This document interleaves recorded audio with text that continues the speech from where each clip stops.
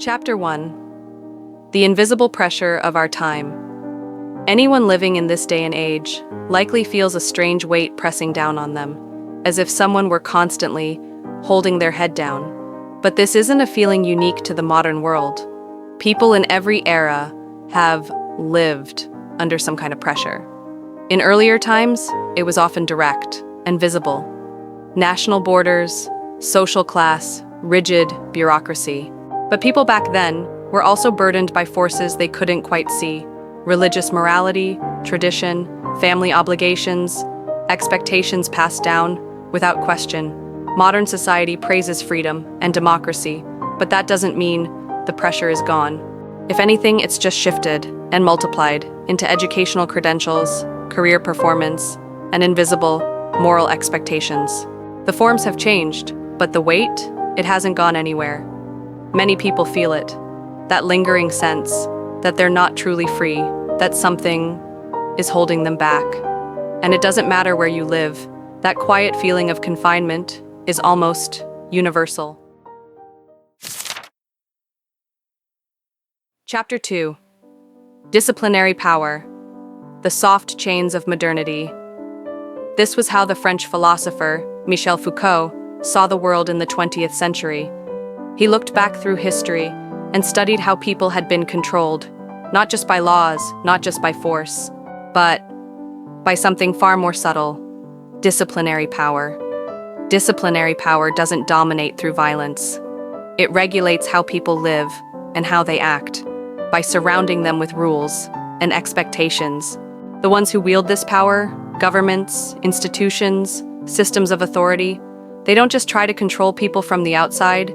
They reach inward, into people's thoughts, into the way they think, and what they believe is normal. For example, by regulating what textbooks contain, they decide what knowledge people are allowed to have. Through laws and policies, they don't just enforce behavior, they shape ethics. They guide what we call common sense. And slowly, they mold the values we live by. Over time, this pressure spreads. It becomes so normal, people stop questioning it. That's what Foucault meant by power that seeps into our lives unnoticed.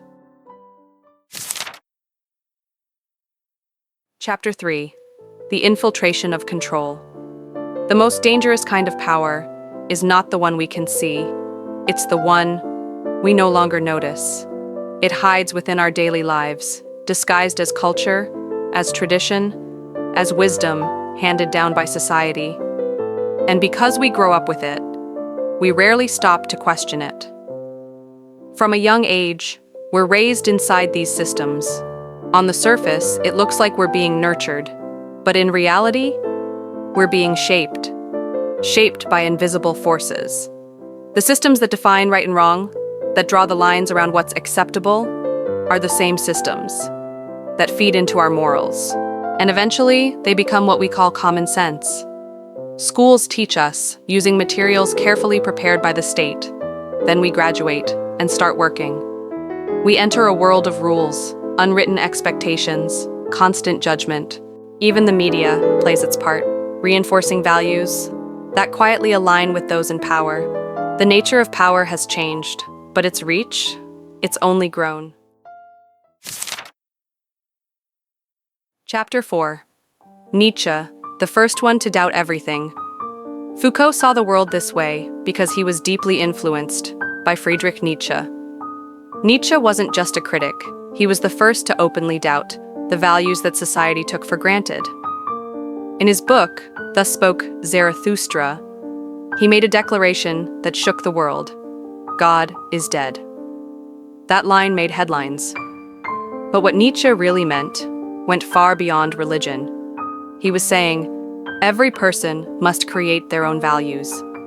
He rejected the idea that values are fixed, that they're handed down, or carved in stone. If you believe all values are predetermined, you'll spend your life trying to fit into someone else's mold. And that's exactly what most people do. They follow the safest path, go to good schools, get respectable jobs, live what society calls a proper life. But Nietzsche refused. He urged people to choose danger over comfort, passion over routine, to build a life colored by their individuality. Not because he loved chaos, but because he believed, that's how we find out who we really are. Chapter 5. Creating Your Own Ethics. So, what was Nietzsche really trying to teach us? In his book, The Antichrist, he gave us one clear message: discover your own ethics. It's a kind of escape, not from society, but from the version of yourself that society created. When you live passively, without a strong sense of who you are, you become an easy target for control. Most people don't realize this. They think they're free, just because no one's tying them down. But if your thoughts follow the tracks laid out by society, and your desires are shaped by what the world told you to want, then you've already surrendered control. Real freedom begins when you start questioning the system and questioning yourself. That's why Nietzsche insisted ethics must come from within.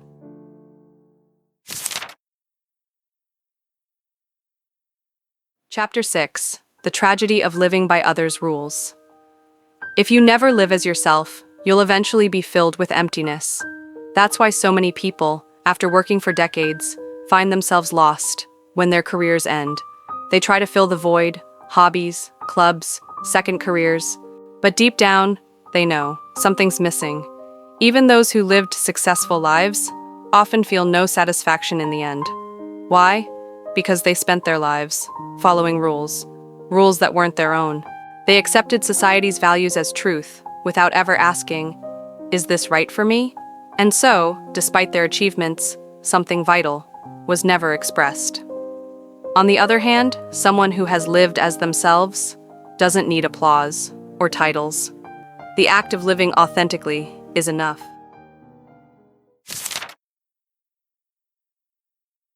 Chapter 7. Beyond selection, the illusion of choice.